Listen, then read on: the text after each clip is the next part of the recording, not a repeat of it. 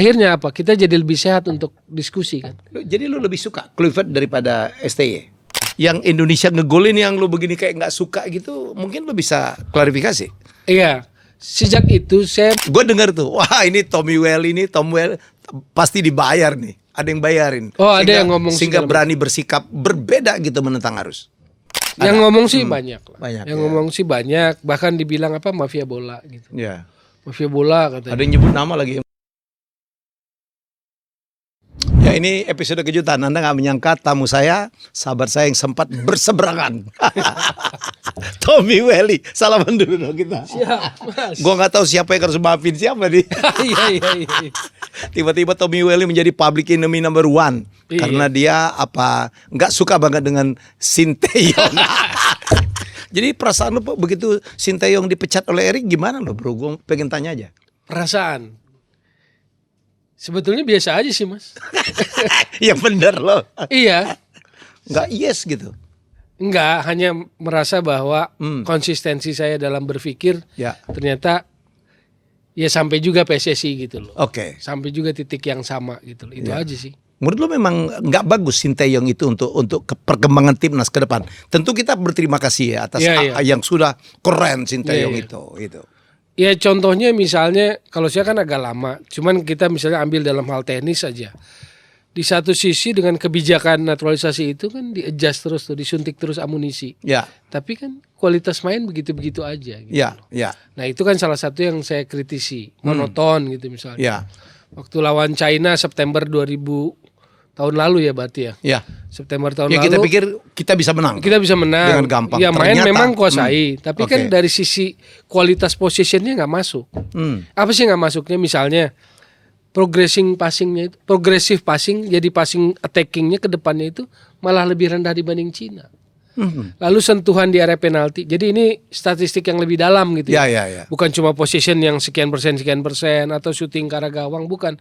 Contoh misalnya sentuhan di area penalti lawan Cina itu lebih banyak, padahal dia lebih defend kan. Ya. Tapi dia sentuhan penalti di area penalti Indonesia lebih banyak dibanding kita. Makanya lebih Berarti efektif kan- untuk ngegolin ya. Berarti ada problematik dalam menciptakan sebuah serangan yang efektif dan bobot gitu loh. Oke. Sementara di satu sisi PSSI dalam hal ini ketum lah Erick Thohir Ya. kan supply terus tuh. Siapapun yang mau direkrut. 2-3 sampai sekarang paling enggak kan 19 Dinaturalisasi. kan udah 19 Mas. Yang dipanggil terus di timnas. Sampai sekarang. Kurang lebih kalau nggak salah kan 19. Apakah menurut Toel kan ini kita debatable juga ya. Ya. Ada yang setuju, ada yang tidak Ya. ya. Bahwa naturalisasi itu adalah solusi terbaik. Atau baik habis itu udah dong atau gimana? Ya saya hanya bisa memakluminya dalam konteks akselerasi aja. Akselerasi. Iya. Oke. Kalau Mas Helmi ketua umum PSSI, Mas Helmi punya cara. Karena sebagai ketua umum dia punya periode yang terbatas kan. Ya. Dia melakukan apa yang menjadi kebijakannya. Tetapi boleh dong saya pun mengkritisi kebijakan itu. Bukan Dalam- orangnya. Iya, dalam artian misalnya sustainable-nya. Apakah itu akan menjadi sebuah program yang berkelanjutan misalnya gitu. Dalam konteks akselerasi jangka pendek ya mungkin aja berhasil gitu loh. Maka saya tidak memposisikan suka tidak suka gitu Mas. Saya hanya mengingatkan aja, jadi kalau mau dibilang posisinya ya saya ingatin aja. Didengar syukur enggak juga nggak apa-apa kan gitu. Tapi lu nekat loh. Lu Kok tuh nekat sih? melawan bangsa loh. Saya tuh pertamanya begini Mas, waktu 2022 mulainya nih ya, Ya. waktu habis kasus Kanjuruhan, Ya. Ketua Umum Iwan Bule kan ada pernyataan tuh, ada jejak digitalnya. Dia dalam pressure untuk disuruh mundur kan. Ya. Lalu nggak lama kemudian ada berita, kalau Ketum Iwan Bule mundur, saya mundur. Nah saya di situ agak alert, ini bukan porsinya. Itu statementnya Sinteyong kan? Iya, Ya. ada jejak Tapi digital. itulah orang Korea boys. Menantu gue Korea tuh kayak gitu, kesatria tau gak lo? Dia merasa dia direkrut oleh Mbak Iwan Bule gitu, kemudian Iwan Bule disuruh mundur, dia mundur juga dong. Itu saya pikir Itu pernyataan itu. solidaritas, ya. Kalau saya berpikir karena dia orang teknikal itu bukan areanya gitu, Mas. Wahyu masuki area yang sifatnya politik organisasi gitu loh. Dan politis. Iya. Ya. Nah itu yang mulai saya alert di situ. Oh. Maksudnya kok agak lain gitu. Hal lainnya misalnya 2022 sebelum Kanjuruhan. Jadi maksudnya bukan supaya ini kan bukan pembelaan diri juga ya. Maksud saya ngamati agak lewatin, lama. ya, kita bahas aja, oke. Misalnya 2022 September ada uji coba. Ya. Waktu itu saya kritisi. Kenapa Sinteyong panggil striker ini dari klub ini, klub lokal Indonesia, Liga 1. Padahal striker itu nggak pernah main starter, mainnya cadangan, belum pernah bikin gol. Itu lewat channel pribadi sendiri, Ya. YouTube. Tiba-tiba menjelang uji coba itu direspon bahwa pemain ini sudah sering dipanggil TC, dianggap ngerti maunya cara kerja skema Sinteyong. Oke, saya garis bawah itu kan. Ya. Kalau ngerti berarti kuncinya karena dia ngerti maunya saya main. Oke. Itu September 2022. Itu benar siapa? STY. Iya, STY. Oh, dia respon. Iya. Kritik lo direspon. Oke. Iya. Pernyataan itu ada yang nanya kali wartawan dalam jumpa pers menjelang uji coba September 2022. Oktobernya kan Juruhan kan ke Jeddah. Ya. Habis itu masuk 2023 KLB. Ganti pelatih baru. Pelatih baru. Ketua umum baru. Ketua umum baru Erick Thohir. Iya, habis itu wakil ketua umumnya mundur kan. Namanya Iwan Budianto. Ya. Udah nggak di PSSI lagi. Oke. Masuklah Pak Menteri. Iya. Ya. Iwan Budianto mundur ketika Erick Thohir jadi ketua umum kan. Ya. Kebetulan striker itu adalah menantunya Iwan Budianto. Udah rahasia umum. Oh. Itu menantunya. Nah sejak itu pun udah nggak pernah dipanggil lagi. Jadi konsistensi pernyataan dia bahwa ini pemain walaupun cadangan, walaupun belum bikin gol, saya tetap panggil tim nasional, menimbulkan tanda tanya di benak saya. Oh. Jadi Sinteyong itu nggak jujur amat gitu. Iya maksud saya kan berarti dia juga pinter-pinter amat. Saya pikir dia beneran kimchi, ternyata gado-gado juga gitu. Kalau pakai analoginya. Kalau kimchi rasanya lebih asam doang ya. Namanya gado-gado macam-macam. Maksud saya kalau kan tadinya berpikir gini gitu loh, lurusnya gitu. Kalau Mas Helmi kontrak pelatih asing, ya kan untuk memboosting kan. Ya. Bukan ngasih tahu pemain lu masih jelek, liga lu masih jelek lah, kita tahu itu mah kan. Mas.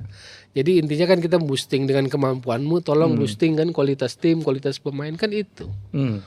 Ya tentu dengan gayanya kan, dengan rasanya. Tapi ketika bercampur di sini kok ya ini mah gado-gado gitu loh. Itu bercandaan saya. Tapi kan nggak bisa ditampik di bawah Sinteyong kita naik peringkat ya, menjadi dan membangunkan solidarity penonton yang fanatik gitu ya. Jadi dan rasanya kita tidak pernah tuh punya perasaan kayak gitu. Dulu kita kalau lawan asing gitu udah pasti kalah lah. Selalu kita punya harapan termasuk melawan timnas negara lain yang kuat sekalipun ya. Yang itu tidak saya sanksikan atau saya tolak gitu ya. Cuman karena saya juga lihat bahwa sejak 2022 dia nggak polos juga sebagai orang sport person gitu. Di belakangnya kan ada agensi. Jadi create-nya tuh bagus lah kalau menurut saya sih. Maka pernah secara berseloloh apa yang bagus? Kan saya ditanya, masa sih nggak bisa ngelihat yang bagus? Oh bisa, saya bilang. Apa yang bagus? Agensinya bagus. Karena menciptakan sebuah suasana yang bagus. Cuma kalau dari sisi sepak bola kan kita bisa debat tebal maksud saya. Mas. Betul. Naik peringkat, apakah itu juga kalau pelatih lain juga nggak bisa naik peringkat? Gitu. Atau karena faktor besar denaturalisasi atau bukan. Jadi balik lagi saya hanya mau ngingetin supaya kan saya pernah di dalam di federasi Mas. Federasi itu harus tetap kritis, objektif gitu. Ini kualitas sepak bolanya naik karena faktor dominan ini atau bukan gitu. Oke, jadi dulu kalau nggak salah waktu melawan Cina dia tidak memainkan berapa pemain naturalisasi senior yang pernah mau memberikan usulan tentang strategi dan akhirnya 3 orang pemain itu tidak dia turunkan ya. Saya informasi itu tahunya setelah pertandingan. Jadi bocoran-bocoran kayak gitu kadang tahunya baik dari dalam, dari luar, dari samping. Cuma kan saya cerna saya pikirin dulu gitu loh. Saya dengar seperti itu. Gitu loh. Dan ternyata benar waktu diumumkan Januari oleh ketua umum pemecatan, lalu kemudian kan muncul kan. Fakta-fakta itu mulai muncul. Jadi dia karena berapa pemain sudah tidak suka sama dia. Iya, terutama sejak Bahrain katanya. Sejak draw Bahrain habis ada upaya Cina. Pengen diskusi, habis itu lawan Cina. Itu yang saya dengar. Sama satu lagi yang sebetulnya bahaya yang mungkin orang luput. Waktu Eliano Reinders direkrut, lalu dia pernah menyatakan bahwa kualitasnya belum memenuhi syarat masuk timnas gitu loh. Dia kan naturalisasi Mas. Naturalisasi itu prinsipnya adalah dia punya kualitas di atas rata-rata pemain kita. Ya, kalau nggak ngapain? Ya, kalau nggak ngapain, apalagi melibatkan hukum negara lah. Ya kan, DPR ketok palu, presiden tanda tangan, segala macam lah, kementerian. Terus dia tiba-tiba ngomong begitu. Padahal yang saya tahu, karena saya sering konfrontasi juga dalam sebuah talkshow di televisi dengan pihak PSSI misalnya, itu kan apa istilahnya, konfirmasi ACC-nya kan dari pelatih juga secara teknikal bahwa pemain ini dinaturalisasi atau tidak. Oke. Ya itu yang buat saya heran. Kalau dia sudah konfirmasi, kenapa dia ngomong begitu ujungnya gitu loh. Well, dulu kan riskan banget ya. Gue tahu kita bersahabat cukup lama cukup tahu gitu. Gila Toel berani banget menentang dunia, men. Dan lu sampai diancam, sampai gue lihat lu pernah dilempar pakai air. Segitunya orang nggak suka dengan orang yang berbeda ya Toel. Ya di situ saya baru sadar. Jadi seumur-umur saya di sepak bola, jadi komentator, jadi pengamat baru kayak kemarin aja. Bahwa itu menimbulkan keheranan, iya mas. Saya heran juga. Kenapa sepak bola kita kayak begini ya? Ya. Maksud saya sama Mas Helmi kenal. Kalau berbeda juga saya jadi nggak dendam, nggak benci. Malah biasa aja. Saya menyimak yang waktu di kemarin, masa-masa kemarin Mas Helmi talk show podcast dengan Justin, dengan Nigara. Ada hal yang saya nggak sependapat, ada yang menggores saya, tapi saya juga nggak orang yang mikirin jadi kepahitan, dendam gitu, enggak. Hari ini lu mau klarifikasi, mau nyerang gua juga silakan. Enggak juga. Pada saat itu, saat saya nyimak itu ada yang nggak sepakat. Tapi kalau ditanya sekarang saya juga lupa apa bagian mana yang ini. Oke. Bahwa saya heran, takjub, responnya begitu ekstrim. Ekstrim ya. Termasuk dari penonton ya. Dari penggemar ya. Iya. Cuman kalau misalnya saya jalan sendiri sih nggak pernah sih mas. Misalnya saya ke stasiun nganter anak saya berangkat gitu. Ya nggak ada yang nyamperin minta foto, tetap ada. Iya. Bang Toel boleh minta foto, lo bukannya benci atau nanti kamu diserang? Enggak lah katanya. Jadi masih begitu. Tapi sempat terjadi doxing juga ya? Pernah. Desember sih puncaknya itu di doxing. Itu sih kelar lah, nomor yang lama sih. Habis. Karena segitunya kayak ya. Air bah lah kalau pakai betul. ininya, metaforanya. WA sama telepon nggak dikenal. Terus anak-anak sebetulnya yang kena. Anak-anak juga kena ya. Iya. Itu yang menurut saya sih agak kurang sehat. That's dalam. Too much, ya. Betul. Termasuk Koci pun pernah diserang sampai dia give up ya. Udahlah. Oh iya. Ya, seorang Koci yang begitu cuek gitu. Tapi karena dia merasa bahwa ancaman udah bukan ke dianya aja, ke keluarga, itu udah nggak main-main. Iya. Jadi saya pikir itu nggak sehat juga ya Long Tom. Iya nggak sehat. Karena ada paket-paket COD dan sebagainya. Jadi waktu itu Januari saya memang melaporkan ke Polda Metro terkait doxing. Karena bagaimanapun sebagai warga negara kan saya berhak dilindungi. Karena kan ada undang-undangnya itu. Penyebaran data pribadi, istilahnya PDP lah kalau istilah mereka. Undang-undang penyebaran data pribadi. Jadi saya lakukan itulah. Hasilnya? Paling tidak begini, karena sekolah anak saya pun diserang. Jadi yang setiap, kebetulan putri saya kan basket. Jadi kalau ada prestasi kan sekolah suka nampilin lah di IG-nya. Ternyata diserang. Pakai nama Willy belakangnya. Iya, pakai. Dia salah lu tuh. Jadi tapi lucu. Lu nya di bola abis-abisan, anak lu pebasket. Berarti bagus kan mas. Kalau anak saya di bola juga repot kan? Iya. Jadi juara ASEAN. Ya kemarin timnas U16 putri juara ASEAN ya. Siapa? Iya. Lolos ke FIBA Asia gitu. Nah, itu pun kemana habis juara diserang katanya. Diserang lagi. Diserang. Perbasinya pun cerita gitu loh. Humasnya kebetulan kan teman-teman wartawan juga. Iya. Bang, lu dunia lu kagak pernah sepi ya. Dunia apaan? Saya bilang. Itu gue kalau nampilin anak lu pun IG kita diserang juga katanya. Oh gitu. Ya, ini jangan gini loh ya. Ini habis tayang ini kita tuh yang sehat aja lah ya. Ngomong tuh kita boleh. Saya pernah nggak suka sama ini. Bukan nggak suka sama pribadinya, tapi nggak suka. Kok gitu ya teman gue kayak itu. Tapi ada satu momen nih Wel, yang Indonesia ngegolin yang lu begini kayak nggak suka gitu. Mungkin lu bisa klarifikasi. Iya. Sejak itu saya menolak untuk live reaction mas. Karena saya menyadari bahwa saya bukan orang yang ekspresif gitu. Sejujurnya. Jadi kalau saya nonton, sebetulnya saya senang nonton timnas itu di TV. Ya. Jadi kalau nonton sendiri itu saya ambil kertas, bolpen siap. Nanti begitu mulai masuk tuh line up segala macam saya catat. Di situ saya ngamati. Kenapa Kenapa saya bisa begitu? Mungkin saya pernah punya pengalaman waktu di PSSI, saya belajar kepelatihan. Jadi saya suka dikirimin di kursus-kursus di AFC. Oke. Lalu akhirnya saya belajar kan, menganalisis pertandingan, membaca formasi, principle of play-nya gimana. Gitu. Nah saya fokus gitu, nggak pernah lompat-lompat juga. Sejujurnya gitu. Iya. Mungkin karena apa ya? Apa karena ada pengaruh background saya jurnalis juga? Oke. Gitu. Mungkin gitu. Nggak terlalu Bukan euforia gitu. Iya. Tapi Ropan wartawan, di kali itu loncat-loncat tuh. Roni bagaimana? Si Opa saat itu. Karena kan era sekarang jurnalis sama influencer beda-beda tipis. Beda tipis. Ada gak yang gue dengar tuh, wah ini Tom Well pasti dibayar nih. Ada yang bayarin. Oh, ada yang ngomong sehingga berani bersikap berbeda gitu menentang arus. Yang ngomong sih banyak lah. Banyak, yang ya. ngomong sih banyak, bahkan dibilang apa mafia bola gitu. Ya. Mafia bola katanya. Ada yang nyebut nama lagi yang bayar Tommy siapa katanya. Siapa? Jangan disebut lah. Saya enggak gitu sih. Tapi enggak ya? Apa? Enggak dibayar ya? Ya enggak. Kan saya sejak 2002 saya hanya merasa harus konsisten aja gitu loh.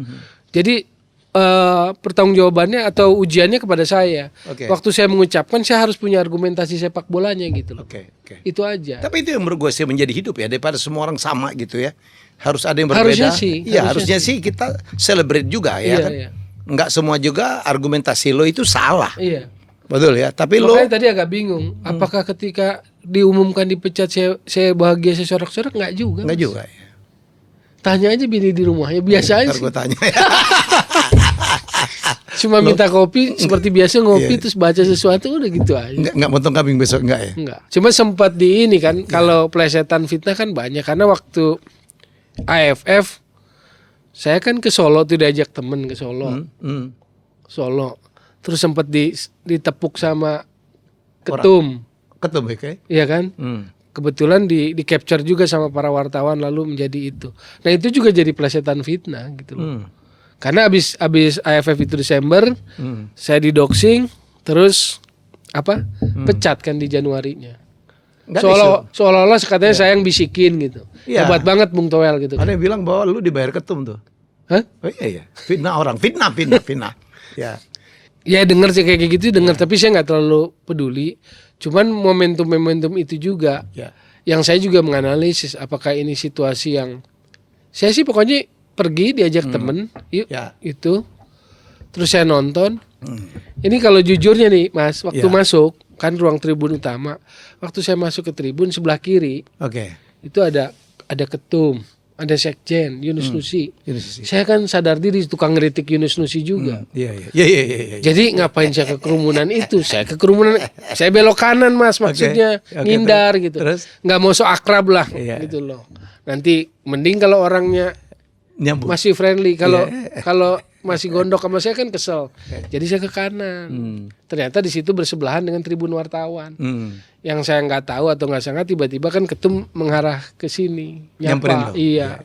Dia ngomong apa tuh Pak kita? Ya Makasih. apa kabar dulu kan, Oh, apa gitu kabar apa terus? kabar terus gimana? Pertama yang ngomong soal lawan Laos. Kalau buat saya sih kalau lawan Laos bukan soal menang kalah, Iya. berapa banyak gol gitu. Oh gitu katanya. Jadi jangan nanya menang kalah kalau lawan Laos, tapi tanyanya berapa gol. Saya bilang ya minimal 3 gol. Kenyataannya 3-3. Iya. Dipelesetin pula gara-gara Toel nonton katanya. Macem-macem. Banyak dosanya kan. Padahal saya bilang 3-0 oh gitu. Terus saya sempat ngomong rumput. Rasanya rumput sini lebih bagus ya dibanding GBK. Iya. Oke. Terus saya juga ngomong jangan baper lah. Maksudnya kalau saya mengkritisi, saya bukan mengkritisi orang jangan baper. Enggak kata. Dia langsung dijawab sih. Iya. Enggak gitu loh. Buat dia juga merasa perlu sebagai ketua umum untuk ada check and balance dia bilang. Oh. Saya cuma gitu. Habis itu dia ngajak ke kiri memang. Iya. Pada saya ngindar ke kiri, ini diajak yuk ke kiri, gue kenalin katanya. Ada staf FIFA di situ. Jadi saya ngelonjor ke kiri itu diajak ketemu. Padahal tadinya ngindar saya ke kanan Mas. Itu cerita sesungguhnya. Objektif aja punya pendapat tentang Erick Thohir sebagai ketum PSSI. Progresif sih, tapi ya itu tadi kalau secara sepak bola pure, apakah saya bersepakat dengan semuanya? Mungkin enggak. Tetap Karena- ada kritik walaupun prestasi timnas maju ya. Iya tetap, Mas. Tetap. Karena naturalisasi itu kan hanya bentuk akselerasi, gitu loh. Jangan sampai akselerasi mematikan Liga 1. Iya, misalnya sekarang Pembinaan ya. yang ada wacana 11 pemain asing. Itu juga saya nggak bersepakat. Walaupun usulan dari LIB itu disepakati apa enggak ekspresi saya belum tahu. Karena baru disampaikan oleh LIB kan. Iya. Yang saya nggak bersepakat juga misalnya, atau bukan nggak bersepakat, catatan lah ya. Waktu Patrick Kluivert datang, dia kan akan dorong pelatih kita untuk jadi asisten. Dia bilang akan pilih 10 terbaik. Yang saya nggak dapat informasi mekanisme milih 10 terbaik pelatih kitanya apa. Itu nggak muncul kan. Ya. Tiba-tiba datang adalah misalnya Kurniawan, Bima Sakti, apalagi Zulkifli Syukur, siapalah. Ya. Buat Eko Purjianto, buat saya bukan personnya, Mas. Saya nggak ada masalah siapapun itu. Saya bersepakat bahwa harus ada pelatih kita yang masuk ke dalam tim kepelatihan Patrick Kluivert karena transfer knowledge. Jadi saya bersepakat dengan transfer knowledge. Tapi nggak usah seolah-olah pelatih kita di interview, di wawancara gitu loh sama Patrick Kluivert. Kalau menurut saya nggak usah. Udah pilih aja dengan prerogatifnya dia sebagai ketua umum, sebagai exco, pilih 2 yang terbaik, suruh dampingi. Adakah dia mungkin menyocokkan dengan stylenya dia dong? Gaya permainan, misalnya kalau dia punya strategi ini, dia cari pelatih nasional yang bisa mensupport sistemnya dia dong. Iya betul itunya. Tapi ketika mekanismenya diwawancara itu agak aneh kalau menurut saya. Udah pakai ini aja, pakai diskresi sebagai ketua umum. Ya. 2 ini masuk ke tim kepelatihan kamu dengan konteks transfer knowledge sehingga mereka tahu apa yang kamu kerjakan. Mereka tahu apa yang kamu pikirkan dalam situasi-situasi pertandingan. Gitu loh. Misalnya contohnya ya, konkretnya Mas, kalau ada pelatih kita di situ, secara sepak bola di kemudian hari kita akan bisa tahu misalnya kenapa seberani itu di Australia misalnya. Saya sih senang-senang aja karena Patrick Kluivert membawa sebuah gaya baru. Bahwa materi ini bisa bermain dengan cara lain loh. Ya. Bahwa ada kesalahan, ada kefatalan, iya. Kecolongan banyak kan. Nah, yang saya mau kalau ada pelatih kita di dalam, suatu saat nanti dia bisa cerita. Dinamikanya pemikiran-pemikiran kepelatihan itu, Patrick Kluivert, Alex Pastoor, Lanza tuh mikir apa di situ. Untuk dipelajari. Iya. Nah, kalau sekarang kan kemarin akhirnya nggak ada karena dianggap nggak ada yang cocok gitu loh. Padahal dalam konteks strata tertinggi kepelatihan kita kurang lebih ada 40 orang, Mas. Pelatih kita yang lisensinya sudah pro license.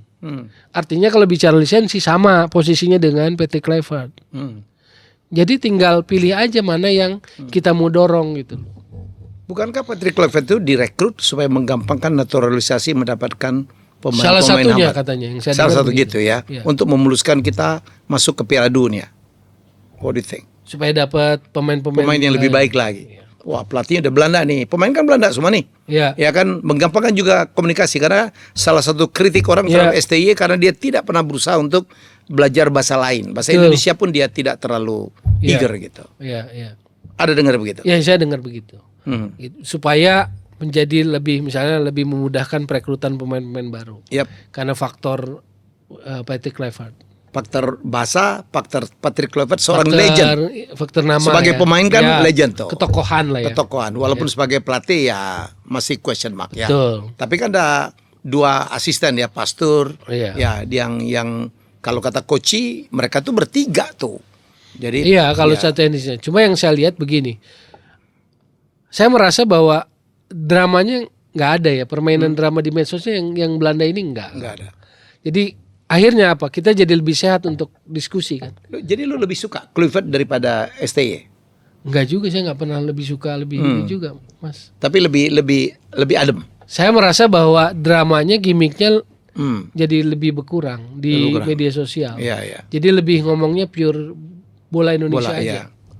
Gitu loh. Ujiannya kan prestasi. Indonesia ntar lagi lawan Cina. Gimana pendapatnya? Harga Tommy mati harus menang dalam konteks untuk meloloskan ke Piala Dunia kan, atau iya. menjaga peluang tetap punya peluang ke Piala Dunia. Adakah peluang itu? Lawan Cina? Lawan Cina? Ada peluang itu. Bukan hal yang mudah tapi peluang itu ada. Karena ini jadi kunci. Kalau menang lawan China maka peluangnya bisa tetap terjaga. Kan begitu, Mas. Apakah lolos dari babak ini menurut saya berat hitung-hitungannya. Karena Australia udah 13. Ya. Kita pakai hitungan realistis sebagai orang bola Indonesia, menang lawan Cina 3, draw lawan Jepang 1, 4. Sekarang poin 9 tambah 4, 13. Berarti sama dengan posisi Australia saat ini. Tapi kalau Australia di 2 pertandingan terakhir dapat poin 1, dia udah pasti lolos. Dampingi Jepang. Ya. Arab poinnya 10, tapi Arab akan dapat lawan kuat kan. Lawan Bahrain, lawan Australia. Lawan-lawan yang masih ngotot, masih ngoyo gitu loh. Tapi lawan Jepang kan sudah tidak menentukan kan? Makanya bagi Jepangnya kan? Makanya saya taruhnya 1 aja Mas, biar nggak jumawa gitu. Hitungan realistis. Karena secara teori mungkin Jepang tidak akan menurunkan tim terbaik, tidak perlu ngotot-ngotot amat sampai cedera juga kan? Walaupun second layernya misalnya bukan berarti nggak kualitas kan? Iya. Premier League semua. Bisa aja ngotot juga gitu. Ngotot juga. Ya yang di Eropanya misalnya nggak main. Oke. Tapi yang second layernya kan nggak jelek-jelek juga. Nggak gampang juga gitu. Nggak gampang juga. Tapi kita berdoa dong. Ya berdoa pastilah. Pastilah. Ya. Cuma kan kalau ngomong berdoa. Jadi nggak benar kalau misalnya Towel tuh nggak suka timnas tuh, enggak ya? Enggak lah. Saya pernah melayani sepak bola Mas. Kalau waktu melayani sepak bola saya ngaco, saya nggak akan berani ngomong kayak begini mengkritisi. Ini pasti. Demi ya. Bukan demi juga. Demi timnas, demi timnas yang lebih baik yang lu lakukan. Menurut lo? Iya, kalau dasarnya saya kan saya cinta sepak bola gitu loh. Iya. Pernah terlibat juga dalam persepak bolaan secara langsung gitu loh. Nah kalau saya pernah kotor di situ, pernah main-main kotor. Saya kan pernah ngurusi football development, kepelatihan, segala macam. Kalau saya pernah main kotor nggak mungkin saya berani ngomong kayak gini Mas. Saya merasa saya belum pernah mencederai sepak bola aja. Waktu ada dualisme kan saya nggak ikut-ikutan mencederai konstitusinya bola juga. Gitu. Komentar dong, Jay Itzes sekarang mungkin akan diambil AC Milan, Rizky Ridho mungkin akan ke Venezia atau ke Como. 2 pemain timnas Indonesia. Kalau kejadian sih hebat sih. Hebat ya, terutama Rizky Ridho ya. Rizky Ridho. Kalau Jay Itzes ya lah naturalisasi. Oke, betul. Iya. Jadi persoalan talent, persoalan bakat tuh ada. Hanya bagaimana environment itu mengasah kan.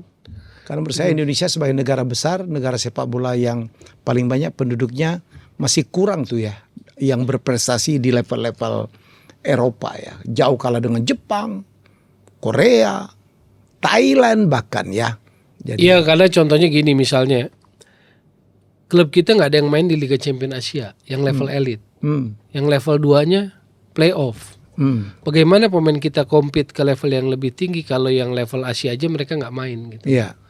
Pemain Jepang kan, klub-klub Jepang udah langganan main di Liga Champions Asia, Korea. Kalau Thailand juga langganan dengan Muang Thongnya misalnya yang papan atasnya kan langganan. Jadi pemain Thailand biasa berkompet di Liga Champions Asia dengan pemain-pemain elit Asia. Sebelum nanti dia hijrah ke tempat lain gitu loh. Nah kalau Korea Jepang kan udah bisa sampai tuh langsung nembus kan. Nah kita kan jauh lah, masih jauh belum. Gitu. Padahal Jepang belajar berkompetisi dari kita tuh ya. Belajar kompetisi. Belajar membuat kompetisi. Kayaknya itu sih lebih tepat bahasanya. Kalau belajar sepak bola sih enggak. Kalau sepak bolanya enggak memang. Iya. Tapi kalau dia studi banding profilnya klubnya seperti apa mungkin iya.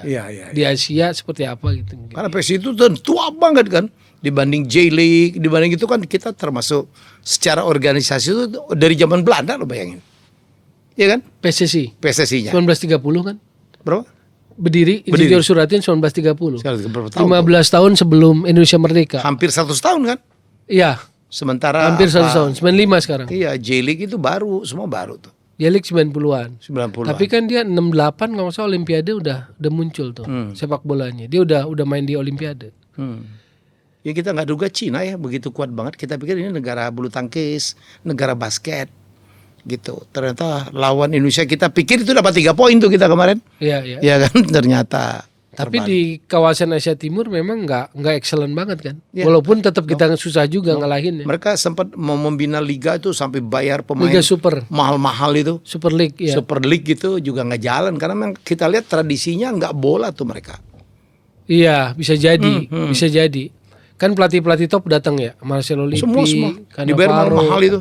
Iya. Douglas siapa gitu dibayarnya nggak karu-karuan tuh merusak harga gitu. Iya. semua pemain top pernah ke sana karena faktor uang kan, faktor ekonomi. Tapi nggak mendongkrak kualitas timnas ya kan. Iya.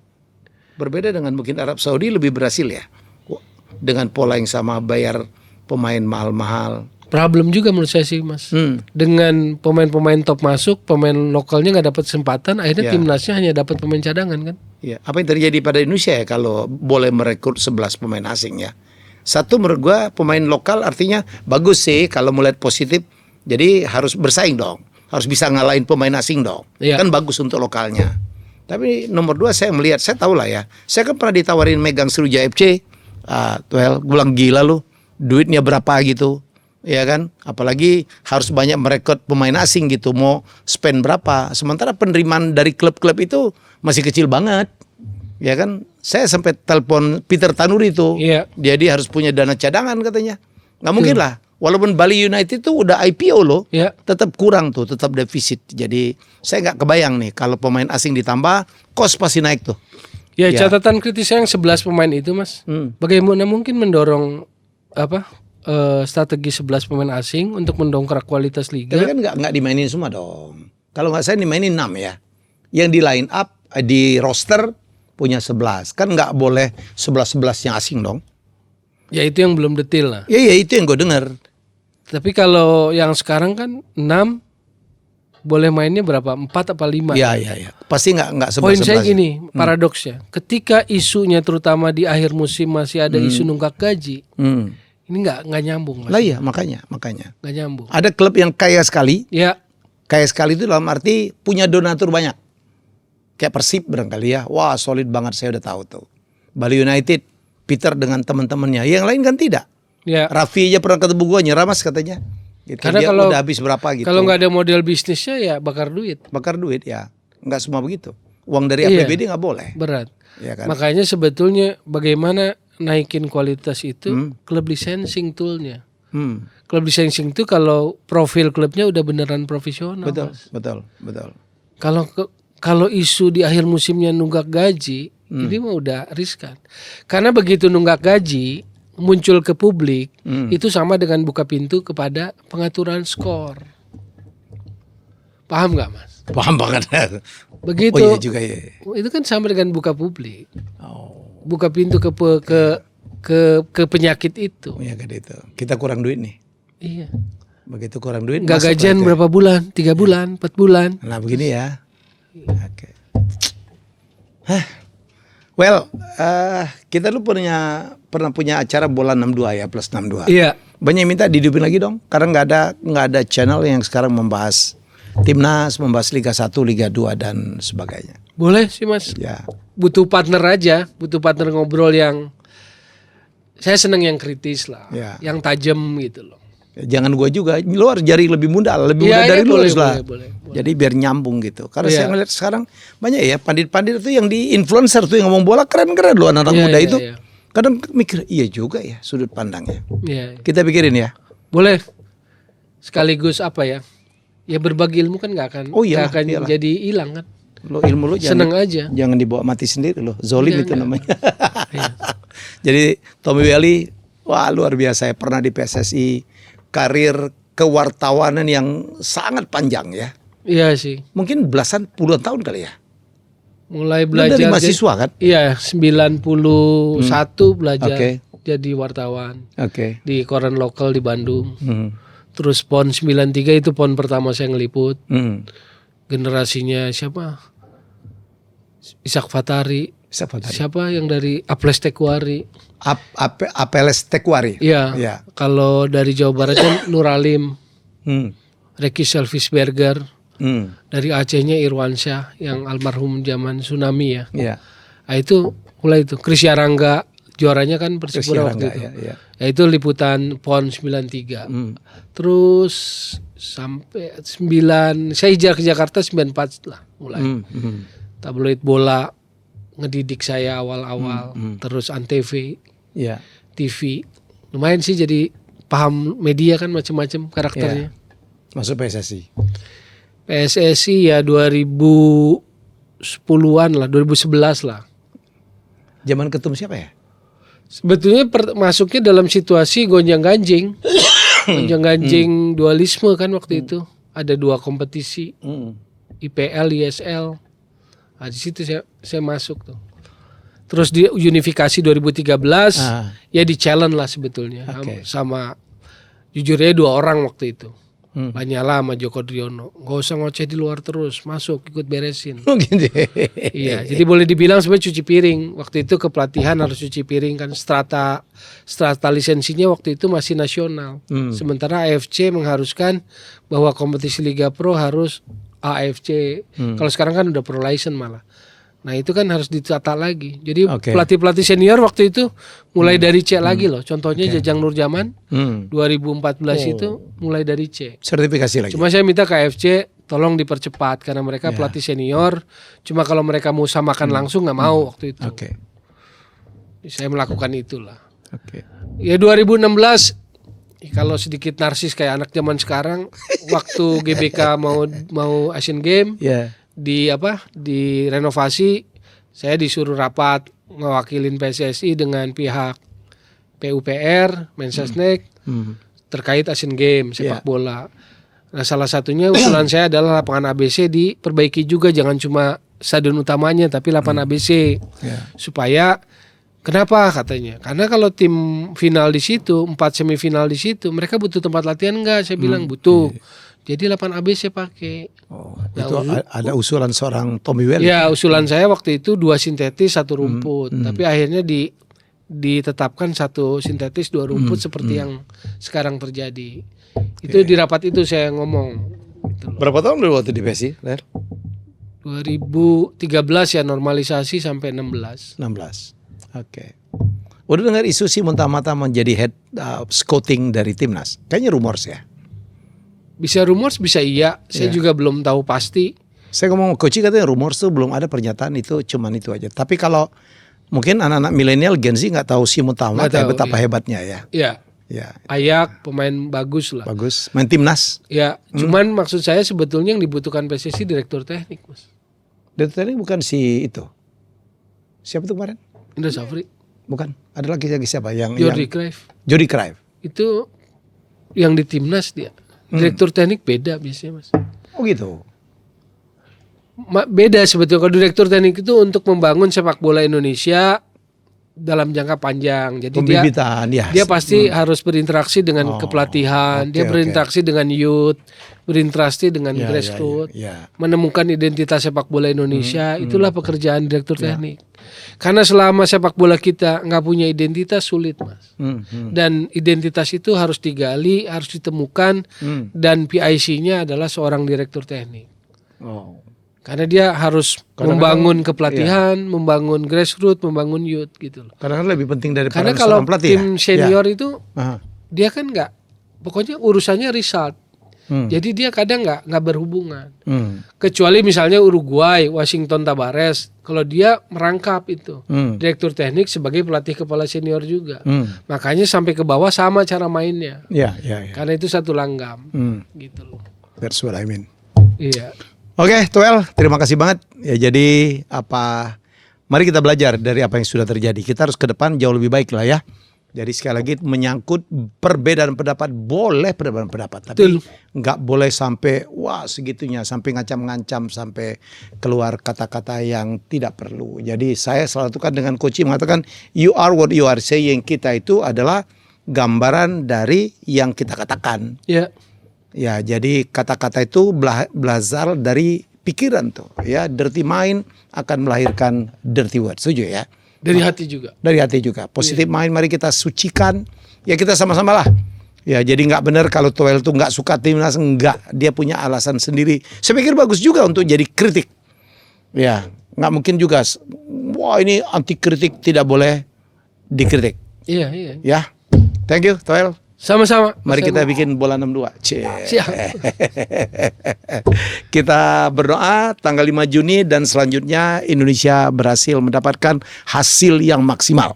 Betul. Ya dan kita lolos ke Piala Dunia walaupun perjalanan kita masih sangat panjang. Iya. Tapi minimal kita sudah pernah mencapai titik ini.